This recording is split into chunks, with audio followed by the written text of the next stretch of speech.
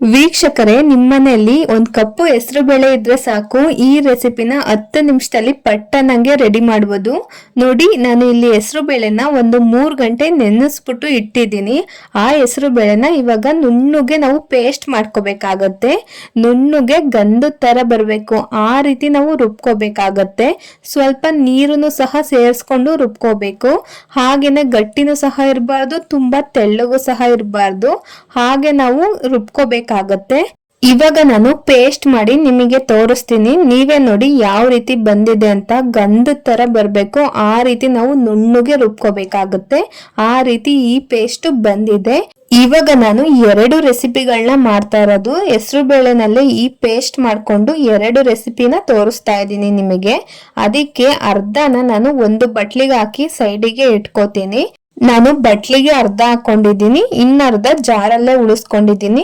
ನೋಡಿ, ಇನ್ನರ್ಧ ಜಾರಲ್ಲೇ ಇದೆ. ಇವಾಗ ನಾನು ಒಂದು ತಟ್ಟೆನ ತಗೊಂಡಿದ್ದೀನಿ. ತಟ್ಟೆಗೆ ನಾವು ಇನ್ನರ್ಧ ಪೇಸ್ಟ್ ನ ಜಾರ್ನಲ್ಲಿ ಉಳಿಸ್ಕೊಂಡಿದ್ವಲ್ಲ, ಆ ಪೇಸ್ಟ್ ನ ತಟ್ಟೆಗೆ ಹಾಕೋತಾ ಇದ್ದೀನಿ. ನಾನು ಇಲ್ಲಿ ಒಣ ಮೆಣಸಿನಕಾಯಿ ಒಂದನ್ನ ತಗೊಂಡು ಅದನ್ನ ಸಣ್ಣ ಸಣ್ಣದಾಗಿ ಕೈನಲ್ಲೇ ಕಟ್ ಮಾಡಿ ಹಾಕೋತಾ ಇದ್ದೀನಿ. ಅದರೊಳಗಿರೋ ಅಂತ ಬೀಜನು ಕೂಡ ಚೆನ್ನಾಗಿ ನೀವು ತಕೊಂಡ್ಬಿಟ್ಟು ಆಮೇಲೆ ನೀವು ಸಣ್ಣದಾಗಿ ಚುಡ್ಕೋತಾ ಹಾಕೋಬೇಕಾಗತ್ತೆ. ಈ ರೀತಿ ನಿಮ್ಗೆ ಮಾಡ್ಕೊಂಡಿಲ್ಲ ಅಂತ ಅಂದ್ರು ಚಿಲ್ಲಿ ಫ್ಲೆಕ್ಸ್ ಬರುತ್ತಲ್ಲ, ಅದನ್ನ 1 ಟೇಬಲ್ ಸ್ಪೂನ್ ಹಾಕೊಂಡ್ರು ಆಗುತ್ತೆ. ಹಾಗೇನೆ ರುಚಿಗೆ ತಕ್ಕಷ್ಟು ಉಪ್ಪು ಹಾಕೋತಾ ಇದ್ದೀನಿ. 1-2 ಟೇಬಲ್ ಸ್ಪೂನ್ ಆಗುವಷ್ಟು ಶುಗರ್ ಹಾಕೋತಾ ಇದ್ದೀನಿ. ಇದು ಖಾರ, ಉಪ್ಪು, ಸ್ವೀಟ್ 3 ಮಿಕ್ಸ್ ಆಗಿ ಬರುತ್ತೆ, ತುಂಬಾ ರುಚಿಯಾಗಿರುತ್ತೆ. ಹಾಗೇನೆ ಅರ್ಧ ಟೇಬಲ್ ಸ್ಪೂನ್ ಅಷ್ಟು ಓಂ ಕಾಳನ್ನ ಕೈಯಲ್ಲೇ ಉಜ್ಜಿಬಿಟ್ಟು ಹಾಕೋತಾ ಇದ್ದೀನಿ. ನೀವು ಈ ಓಂ ಕಾಳನ್ನ ಉಜ್ಜಿಬಿಟ್ಟೆ ಹಾಕೋಬೇಕು, ಇಲ್ಲ ಅಂದ್ರೆ ನೀವು ತಿನ್ಬೇಕಾದ್ರೆ ಅದು ಖಾರವಾಗಿ ಸಿಗುತ್ತೆ. ಈ ರೀತಿ ಉಜ್ಜೋದ್ರಿಂದ ಎಲ್ಲದಕ್ಕೂ ಅದು ಮಿಕ್ಸ್ ಆಗುತ್ತೆ. ಅದಕ್ಕೋಸ್ಕರ ಉಜ್ಜಿಬಿಟ್ಟು ಹಾಕೊಳ್ಳಿ. ಸ್ವಲ್ಪ ಖಾರಕ್ಕೋಸ್ಕರ ಅರ್ಧ ಟೇಬಲ್ ಸ್ಪೂನ್ ಆಗುವಷ್ಟು ಖಾರದ ಪುಡಿ ಹಾಕೋತಾ ಇದ್ದೀನಿ. ಇದಕ್ಕೆ ಖಾರ ಹಾಕಿಲ್ಲ ಅಂದ್ರೂ ಚೆನ್ನಾಗೇ ಬರುತ್ತೆ. ನಿಮಗೆ ಸ್ವಲ್ಪ ಜಾಸ್ತಿ ಖಾರ ಬೇಕು ಅಂದ್ರೆ ಸ್ವಲ್ಪ ಖಾರದ ಪುಡಿ ಆಡ್ ಮಾಡ್ಕೊಳ್ಳಿ. ಈ ರೆಸಿಪಿ ಉಪ್ಪು, ಸಕ್ಕರೆ, ಖಾರ 2 ಮಿಕ್ಸ್ ಆಗಿ ಬರುತ್ತೆ, ತುಂಬಾ ರುಚಿಯಾಗಿ ಬರುತ್ತೆ. ನೀವೊಂದ್ಸಲ ಈ ರೀತಿ ನಿಮ್ ಮನೆಯಲ್ಲಿ ಟ್ರೈ ಮಾಡಿ ನೋಡಿ, ತುಂಬಾ ರುಚಿಯಾಗಿ ಬರುತ್ತೆ. ನೀವೇ ನೆನೆಸ್ಕೊಂಡು ಮತ್ತೆ ಮಾಡ್ತೀರಾ, ಅಷ್ಟು ಚೆನ್ನಾಗಿರುತ್ತೆ. ನೋಡಿ, ಈ ರೀತಿ ನಾವು ಮಿಕ್ಸ್ ಮಾಡ್ಕೊಂಡ್ರೆ ಚೆನ್ನಾಗಿ ಉಪ್ಪು, ಖಾರ, ಸಕ್ಕರೆ ಎಲ್ಲ ಕೋಟಿಂಗ್ ಆಗುತ್ತೆ. ಚೆನ್ನಾಗಿ ನೆಂದ್ಕೊಂಡು ಚೆನ್ನಾಗಿ ಹತ್ಕೊಳ್ಳುತ್ತೆ. ಅದಕ್ಕೋಸ್ಕರ ಮೊದಲೇ ಈ ರೀತಿ ಮಿಕ್ಸ್ ಮಾಡ್ಕೋಬೇಕಾಗುತ್ತೆ. ಇವಾಗ ನೋಡಿ, ಆ ತೆಳ್ಳಗೈತಲ್ಲ, ಆ ತೆಳ್ಳದನ್ನ ಚಪಾತಿ ಹಿಟ್ಟಿನ ಅದಕ್ಕೆ ನಾವು ತರಬೇಕು. ಅದಕ್ಕೋಸ್ಕರ ನಾನು ಇಲ್ಲಿ ಗೋಧಿ ಹಿಟ್ಟನ್ನ ಯೂಸ್ ಮಾಡ್ಕೋತಾ ಇದ್ದೀನಿ. ಇದಕ್ಕೆ ಗೋಧಿ ಹಿಟ್ಟಿಲ್ಲ ಅಂದ್ರೆ ನೀವು ಮೈದಾ ಹಿಟ್ಟನ್ನು ಸಹ ಯೂಸ್ ಮಾಡ್ಕೋಬಹುದು. ನಿಮ್ಮ ಮನೇಲಿ ಯಾವ್ದಿದೆ ಅದು ಹಾಕೊಳ್ಳಿ, ನಿಮ್ಗೆ ಯಾವ್ದಿಷ್ಟ ಅದರಲ್ಲಿ ನೀವು ಮಾಡ್ಕೋಬಹುದು. ಇದನ್ನ ಚೆನ್ನಾಗಿ ಇವಾಗ ಕಲಿಸ್ಕೋಬೇಕಾಗುತ್ತೆ. ನಾವು ಚಪಾತಿ ಹಿಟ್ಟನ್ನ ಕಲಿಸ್ಕೋತೀವಲ್ಲ, ಅದಕ್ಕೆ ನಾವು ತರಬೇಕು. ನೋಡಿ, ಸ್ವಲ್ಪ ತೆಳ್ಳಗಾಯ್ತು. ಇವಾಗ ಇನ್ನೊಂದ್ ಸ್ವಲ್ಪ ಗೋಧಿ ಹಿಟ್ಟನ್ನ ಹಾಕೊಂಡು ಚಪಾತಿ ಹಿಟ್ಟಿನ ಅದಕ್ಕೆ ನಾವು ತರಬೇಕಾಗತ್ತೆ.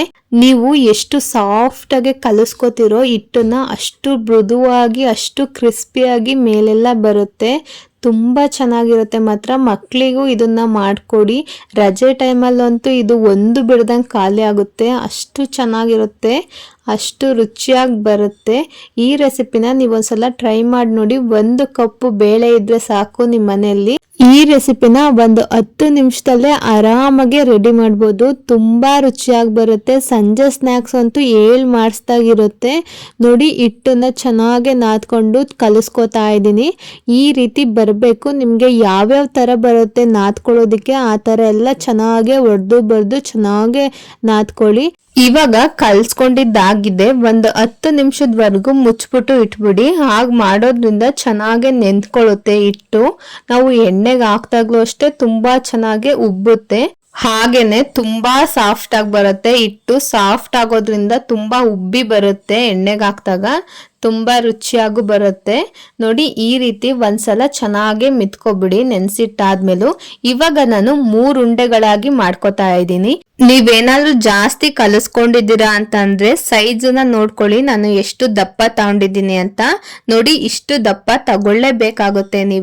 ನೀವೊಂದು ಪರ್ದ ಮಾಡಿ ನಾವು ಅರಿಯೋದ್ರಿಂದ ಅದು ಚೆನ್ನಾಗಿ ಉಬ್ಬಿ ಬರ್ಬೇಕು, ಲೇಯರ್ ತರ ಬರ್ಬೇಕು. ಹಾಗೆ ಬರ್ಬೇಕು ಅಂತ ಅಂದ್ರೆ ಇಷ್ಟು ದಪ್ಪ ಉಂಡೆನ ನೀವು ನೀವು ಹಾಕೊಳ್ಳೇಬೇಕು. ಈ ರೀತಿ ಉಂಡೆ ಮಾಡ್ಕೊಂಡಿದ್ದೀನಿ. ಇವಾಗ ನಾನು ಮಣೆ ತಗೊಂಡಿದ್ದೀನಿ. ಮಣೆ ಮೇಲೆ ಸ್ವಲ್ಪ ಗೋಧಿ ಹಿಟ್ಟನ್ನ ಹಾಕೊಂಡು ಆ ಒಂದು ಉಂಡೆನ ತಗೊಂಡು ಚೆನ್ನಾಗಿ ಲಟ್ಟಿಸ್ಕೊಳ್ಳಿ. ಅಗ್ಲವಾಗಿ ಲಟ್ಟಿಸ್ಕೋಬೇಕಾಗುತ್ತೆ. ಮೊದಲನೇ ಸಾರಿ ನೀವು ಹರ್ಕೋಬೇಕಾದ್ರೆ ನಿಮ್ಗೆ ಯಾವ ಶೇಪಲ್ಲಿ ಬರುತ್ತೋ ಹೆಂಗ್ ಬೇಕೋ ಹಂಗೆ ನೀವು ಹರ್ಕೋಬಹುದು. ಆಮೇಲೆ ಮರ್ಚಿ ಒಂದು 3-4 ಸಲ ಹರ್ಕೋಬೇಕಾಗತ್ತೆ. ಯಾಕಂದ್ರೆ ಅದು ಲೇಯರ್ ತರ ನಾವು ಬರೋ ತರ ಮಾಡ್ಬೇಕಾಗುತ್ತೆ. ಈ ರೀತಿ ಹರಿಯೋದ್ರಲ್ಲೇ ನೋಡಿ ನಾನು ಹೆಂಗ್ ಬೇಕೋ ಹಂಗೆ ನಾನು ಲಟ್ಟಿಸ್ಕೊಂಡಿದ್ದೀನಿ. ಈಗ 3 ಭಾಗದಂತೆ ಮಡ್ಚ್ಕೊಂಡು ನಾನು ಅದನ್ನ ಮಡ್ಚಿ ಮತ್ತೆ ಹರ್ಕೋತೀನಿ. ನೋಡಿ ನಿಮಗೆ ಗೊತ್ತಾಗ್ತಾ ಇರ್ಬೋದು, ವಿಡಿಯೋ ನೋಡ್ತಿದ್ರೆ ಗೊತ್ತಾಗುತ್ತೆ. ಆರಾಮಾಗಿ ಈ ರೀತಿ ಮಾಡ್ಕೋಬಹುದು. ನಾನು ವಿಡಿಯೋದಲ್ಲಿ ಯಾವ ರೀತಿ ಮರ್ಚ್ಕೊಂಡು ಹರ್ಕೋತಾ ಇದ್ದೀನೋ ನೀವು ಅದೇ ರೀತಿ ಹರ್ಕೊಳ್ಳಿ. ತುಂಬಾ ಚೆನ್ನಾಗಿ ಬರುತ್ತೆ. ನಿಮ್ಗೆ ಒಟ್ನಾಗೆ ಲೇಯರ್ ತರ ಬರಬೇಕು. ಆ ರೀತಿ ನೀವು ಹರ್ಕೋಬೇಕಾಗತ್ತೆ. ಇವಾಗ ನಾನು 2ನೇ ಸಲ ಹರ್ಕೋತಾ ಇದ್ದೀನಿ. ಮತ್ತೆ ಅದೇ ರೀತಿ ಹರ್ಕೊಂಡು ಅದೇ ತರ ಮರ್ಚ್ಕೋಬೇಕಾಗತ್ತೆ. ಆವಾಗ ತುಂಬಾ ಚೆನ್ನಾಗಿ ಲೇಯರ್ ತರ ಕಿತ್ಕೊಳ್ಳುತ್ತೆ. ಇವಾಗ ಮತ್ತೆ ಮಡಿಚ್ಕೊಂಡು 3ನೇ ಸಲ ನಾನು ಹರ್ಕೋತಾ ಇದ್ದೀನಿ. ಒಂದು 3 ಸಲ ಈ ರೀತಿ ಹರಿದ್ರೆ ಸಾಕು, ಅದು ಲೇಯರ್ ತರ ಚೆನ್ನಾಗಿ ಬರುತ್ತೆ. ಇವಾಗ ಸ್ವಲ್ಪ ಹಿಟ್ಟು ಹಾಕೊಂಬಿಟ್ಟು ಅದೇ ತರ ಚೆನ್ನಾಗಿ ಹರ್ಕೋತಾ ಇದ್ದೀನಿ. ನಿಮ್ಗೆ ಯಾವ ಶೇಪಲ್ಲಿ ಬೇಕೋ ಆ ಶೇಪಲ್ಲಿ ಮಾಡ್ಕೋಬಹುದು. ನಾನು ಉದ್ದುದ್ವಾಗಿ ಮಾಡ್ಕೋತಾ ಇದ್ದೀನಿ. ಹಾಗೇನೆ ನೀವು ಸ್ವಲ್ಪ ರೌಂಡ್ಕ್ಕೂ ಸಹ ಮಾಡ್ಕೋಬಹುದು. ರೌಂಡ್ ಬೇಕು ಅಂತಂದ್ರೆ ಯಾವ್ದಾರ ಒಂದು ಸಣ್ಣ ಮುಚ್ಚುಳ ಇದ್ರೆ ಸಾಕು, ಅದರಲ್ಲಿ ಪೂರಿ ತರ ಹರ್ಕೋತೀವಲ್ಲ ರೌಂಡ್ ಆಗಿ ಮಾಡ್ಕೋಬಹುದು. ಇವಾಗ ನಾನು ಮಡ್ಚ್ಕೋತಾ ಇದ್ದೀನಿ. ಮಡ್ಚ್ಕೊಂಡು ಇವಾಗ ಯಾವ ತರ ಕಟ್ ಮಾಡ್ತೀನಿ ಅಂತ ನೋಡ್ಕೊಳ್ಳಿ. ನಾನು ಉದ್ದುದ್ದನೆಗೆ ಕಟ್ ಮಾಡ್ಕೋತಾ ಇದ್ದೀನಿ. ಈ ರೀತಿ ಮಡ್ಚ್ಕೊಬಿಟ್ಟು ಈ ಸೈಜಲ್ಲಿ ಇರುತ್ತೆ ನೋಡಿ, ಇಷ್ಟು ದಪ್ಪ ಹರ್ಕೊಂಡು ಈ ತರ ಉದ್ದುದ್ದವಾಗಿ ಕಟ್ ಮಾಡ್ಕೋತಾ ಇದ್ದೀನಿ. ನೀವು ಇದಕ್ಕೂ ಸಣ್ಣ ಬೇಕಾದ್ರೂ ಕಟ್ ಮಾಡ್ಕೋಬಹುದು. ಈ ರೀತಿ ಕಟ್ ಮಾಡ್ಕೊಳ್ಳೋದ್ರಿಂದ ಚೆನ್ನಾಗಿ ಉಬ್ಬಿ ಬರುತ್ತೆ. ಜಾಸ್ತಿ ಇಟ್ಟಿರೋದ್ರಿಂದ ಚೆನ್ನಾಗಿ ಬರುತ್ತೆ. ನೀವು ಸಣ್ಣಕ್ಕೆ ಮಾಡ್ಕೊಂಡ್ರೆ ಅದು ಕುರ್ಕುರೆ ತರ ಬರುತ್ತೆ. ಅದು ಕೂಡ ತುಂಬಾ ಚೆನ್ನಾಗಿರುತ್ತೆ. ನಾನು ಈ ರೀತಿ ಅಗ್ಲವಾಗಿ ಹಾಕೊಂಡಿದ್ದೀನಿ.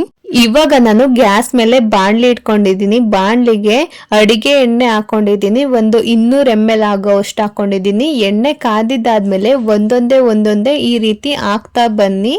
ಅದು ಬೇಗನೆ ಬೆಂದ್ಕೊಳ್ಳುತ್ತೆ. ನೀವು ಹುಷಾರಾಗಿ ನೋಡ್ಕೋಬೇಕಾಗುತ್ತೆ. ಗ್ಯಾಸ್ನ ಹೈ ಫ್ಲೇಮಲ್ಲಿ ಇಟ್ಕೋಬೇಡಿ, ಮೀಡಿಯಂ ಫ್ಲೇಮ್ನಲ್ಲಿ ಇಟ್ಕೊಂಡು ಚೆನ್ನಾಗಿ ಉಬ್ಬಿ ಬರೋ ರೀತಿ ನೀವು ತೇಲಿಸ್ಕೋಬೇಕಾಗತ್ತೆ. ನೋಡಿ ಇವಾಗ ಮಗ್ಚಾಕೋತಾ ಇದ್ದೀನಿ. ಎಷ್ಟು ಬೇಗ ಬೆಂದಿದೆ ಅಂತ. ಒಂದು 30 ಸೆಕೆಂಡ್ಸ್ಗೆ ಈಗಾಗಿರುತ್ತೆ. ನೀವು ನೋಡ್ಕೊಂಡು ತೇಲಿಸ್ಕೋಬೇಕಾಗುತ್ತೆ, ಇಲ್ಲಾಂದ್ರೆ ಸೀದೋಗ್ಬಿಡುತ್ತೆ. ಚೆನ್ನಾಗಿ ಬರುತ್ತೆ, ಬಿಸ್ಕೆಟ್ ಬಂದಂಗೆ ಬರುತ್ತೆ. ತುಂಬಾ ರುಚಿಯಾಗಿರುತ್ತೆ. ಈ ರೆಸಿಪಿಗೆ ಉಪ್ಪು, ಖಾರ, ಸಕ್ಕರೆ ಎಲ್ಲದೂ ಸಹ ಹಾಕಿರೋದ್ರಿಂದ ಮಿಕ್ಸಿಂಗ್ ರುಚಿ ಬರುತ್ತೆ. ತುಂಬಾ ರುಚಿಯಾಗಿರುತ್ತೆ. ನೀವು ಮನೇಲಿ ಒಂದ್ಸಲ ಟ್ರೈ ಮಾಡಿ ನೋಡಿ. ನೋಡಿ ಇಷ್ಟು ಬ್ರೌನ್ ಕಲರ್ ಬಂದ್ರೆ ಸಾಕು. ಇವಾಗ ನಾನು ಎತ್ಕೋತಾ ಇದ್ದೀನಿ ಬಾಂಡೆಯಿಂದ. ಇನ್ನು ನೀವೇನಾದ್ರೂ ತೇಲಿಸ್ತೀರಾ ಅಂತ ಹೋದ್ರೆ ಸೀದೋಗ್ಬಿಡುತ್ತೆ. ಇಷ್ಟ ಆದ್ರೆ ಸಾಕು. ನೋಡಿ ಎಷ್ಟು ಚೆನ್ನಾಗಿರೋಂಥ ರೆಸಿಪಿ ರೆಡಿನೇ ಆಗೋಯ್ತು. ಇವಾಗ ಇನ್ನೊಂದು ರೆಸಿಪಿನ ನೋಡೋಣ ಬನ್ನಿ. ನಾವು ಬಟ್ಲಲ್ಲಿ ಎತ್ತಿಕೊಂಡಿದ್ವಲ್ಲ ಇನ್ನರ್ಧ, ಅದನ್ನ ಮಾಡ್ಕೋತಾ ಇದ್ದೀನಿ. ಈ ರೆಸಿಪಿನೂ ಅಷ್ಟೇ ಮನೇಲಿರುವಂತ ಕಮ್ಮಿ ಇಂಗ್ರೀಡಿಯೆಂಟ್ಸ್ ಹಾಕೊಂಡು ನಾವು ಮಾಡ್ಕೋಬಹುದು. ರುಚಿಗೆ ತಕ್ಕಷ್ಟು ಉಪ್ಪು ಹಾಕೋತಾ ಇದ್ದೀನಿ. 1 ಟೇಬಲ್ ಸ್ಪೂನ್ ಆಗುವಷ್ಟು ಅರಿಶಿನ ಹಾಕೋತಾ ಇದ್ದೀನಿ. ಹಾಗೇನೆ ಓಂ ಕಾಳನ್ನ ಉಜ್ಜಿಬಿಟ್ಟು ಹಾಕೋತಾ ಇದ್ದೀನಿ. ಓಂ ಕಾಳನ್ನ ಉಜ್ಜಾಕೋಬೇಕು, ಯಾಕಂತ ಮುಂಚೆನೆ ನಾನು ಹೇಳಿದ್ದೀನಿ. ಸ್ವಲ್ಪ 1 ಟೇಬಲ್ ಸ್ಪೂನ್ ಆಗುವಷ್ಟು ಚಾಟ್ ಮಸಾಲ ಹಾಕೊಂಡಿದ್ದೀನಿ. ಇವಾಗ ಚೆನ್ನಾಗಿ ಮಿಕ್ಸ್ ಮಾಡ್ಕೊಳ್ಳಿ. ಅದು ಚೆನ್ನಾಗಿ ಕೋಟಿಂಗ್ ಹಾಕಬೇಕು. ನಾವು ಹಾಕಿರೋಂಥ ಐಟಮ್ಸ್ ಎಲ್ಲ ಒಂದು ಸ್ವಲ್ಪ ಹೊತ್ತು, ಒಂದು 5 ನಿಮಿಷ ನೆನೆ ಹಾಕಿದ್ರೂ ಆಗುತ್ತೆ. ತುಂಬಾ ಚೆನ್ನಾಗಿ ಕೋಟಿಂಗ್ ಆಗುತ್ತೆ. ನೋಡಿ ಈ ರೀತಿ ಮಿಕ್ಸ್ ಮಾಡ್ಕೊಬಿಟ್ಟು ಒಂದು 5 ನಿಮಿಷ ಬಿಟ್ರೆ ಚೆನ್ನಾಗಿ ರುಚಿ ಎಲ್ಲ ಚೆನ್ನಾಗಿ ಹತ್ಕೊಂಡಿರುತ್ತೆ. ಇವಾಗ ನೋಡಿ ಸ್ವಲ್ಪ 1-2 ಟೇಬಲ್ ಸ್ಪೂನ್ ಆಗುವಷ್ಟು ಕಾಯಿಸಿರೋ ಎಣ್ಣೆ ಹಾಕೋತಾ ಇದ್ದೀನಿ.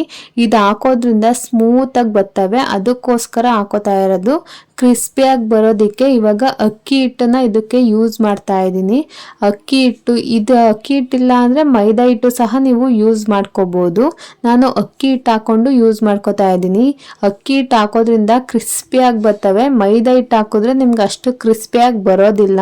ಇವಾಗ ನೀವು ಚೆನ್ನಾಗಿ ಕಲಿಸ್ಕೋಬೇಕಾಗುತ್ತೆ. ನಾವು ಹರ್ಕೊಂಡಿರೋ ನೀರಿನ ಅಂಶ ಇತ್ತಲ್ಲ, ಅದಕ್ಕೆ ಕರೆಕ್ಟ್ ಆಗಿ ನಾವು ಹಿಟ್ಟನ್ನ ಹಾಕೋಬೇಕಾಗುತ್ತೆ. ಎಕ್ಸ್ಟ್ರಾ ನೀರನ್ನ ಬಳಸ್ಕೋಬಾರ್ದು. ಇದಕ್ಕೆ ಬಳಸ್ಕೊಂಡ್ರೆ ಸ್ವಲ್ಪ ತಣ್ಣೀರು ಆ ಥರ ಆಗುತ್ತೆ, ತಣ್ಣಗಾಗುತ್ತೆ, ಚೆನ್ನಾಗಿ ಬರೋದಿಲ್ಲ.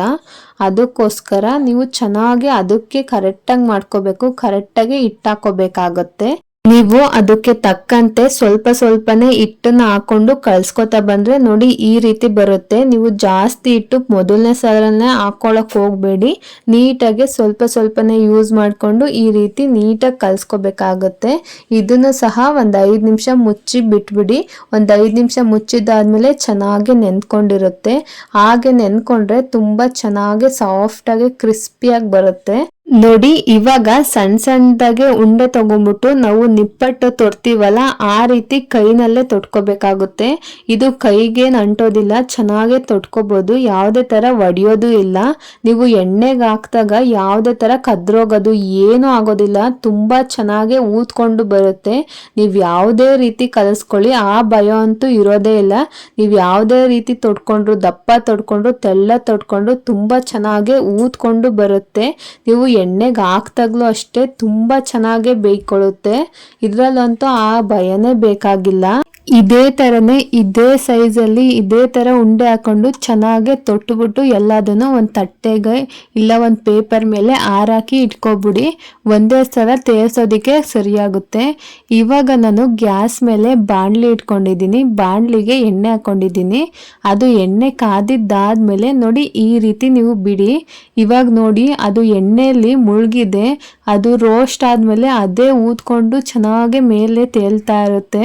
ಯಾವುದೇ ತರ ಒಡೆದೋಗೋದಾಗ್ಲಿ ಕಿತ್ತೋಗೋದಾಗ್ಲಿ ಅದು ಎಣ್ಣೆನಲ್ಲೇ ಕದ್ರೋಗೋದಾಗ್ಲಿ ಯಾವುದೇ ತರ ಆಗೋದಿಲ್ಲ. ತುಂಬಾ ಚೆನ್ನಾಗಿ ಬೆಂದ್ಕೊಳ್ಳುತ್ತೆ, ಗರ್ಗರಿಯಾಗಿ ಬರುತ್ತೆ. ನೋಡಿ ಇವಾಗ ನಾನು ತೊಟ್ಕೊಂಡಿರೋ ಅಂಥದ್ದೆಲ್ಲದನ್ನು ಸಹ ಹಾಕೋತಾ ಇದ್ದೀನಿ. ಬಾಣಲಿಲಿ ಎಷ್ಟಾಗುತ್ತೋ ಅಷ್ಟು ಹಾಕೊಳ್ಳಿ, ತುಂಬಾ ರುಚಿಯಾಗಿ ಬರುತ್ತೆ. ಹೆಲ್ದಿ ಫುಡ್ ಇದು, ಮಕ್ಳಿಗಂತೂ ಖಂಡಿತ ಮಾಡ್ಕೊಡಿ. ಹೊರಗಡೆಯಿಂದ ಕುರ್ಕುರೆ ಅಂತ ಅದು ಇದು ತಿನ್ನೋ ಬದಲು ಈ ತರ ಮನೆ ತಿಂಡಿನ ಮಾಡ್ಕೊಡಿ, ತುಂಬಾ ರುಚಿಯಾಗುತ್ತೆ. ಒಂದು 10 ನಿಮಿಷ ಸಾಕು ಈ ರೆಸಿಪಿನ ಮಾಡೋದಿಕ್ಕೆ. ನೋಡಿ ಈ ರೀತಿ ಒಡೆದೋಗುತ್ತಲ್ಲ ಅದನ್ನ ಬೇಗ ತೆಗೆದ್ಬಿಡಿ, ಇಲ್ಲಾಂದ್ರೆ ಎಣ್ಣೆ ಜಾಸ್ತಿ ಕುಡ್ಕೊಳೋ ಸಾಧ್ಯತೆ ಇರುತ್ತೆ. ಇನ್ನ ಉಳಿದಿರೋ ಅಂತ ಹಿಟ್ಟಲ್ಲೂ ಸಹ ಇದೇ ತರ ತೇಲಿಸ್ಕೊಂಬಿಡಿ, ರೆಡಿನೇ ಆಗೋಗುತ್ತೆ. ತುಂಬಾ ಹೆಲ್ತಿ ಫುಡ್, ಮನೇಲಿ ಒಂದ್ಸಲ ಟ್ರೈ ಮಾಡಿ ನೋಡಿ. ಈ ವಿಡಿಯೋ ಇಷ್ಟ ಆದ್ರೆ ಲೈಕ್ ಮಾಡಿ, ಶೇರ್ ಮಾಡಿ, ನನ್ನ ಚಾನಲ್ನ ಸಬ್ಸ್ಕ್ರೈಬ್ ಮಾಡ್ಕೊಳ್ಳೋದಂತೂ ಮರಿಬೇಡಿ. ಇದೇ ತರ ಈಸಿ ರೆಸಿಪೀಸ್ಗೆ ನನ್ನ ಚಾನಲ್ನ ಫಾಲೋ ಮಾಡ್ತಾ ಇರಿ. Thank you.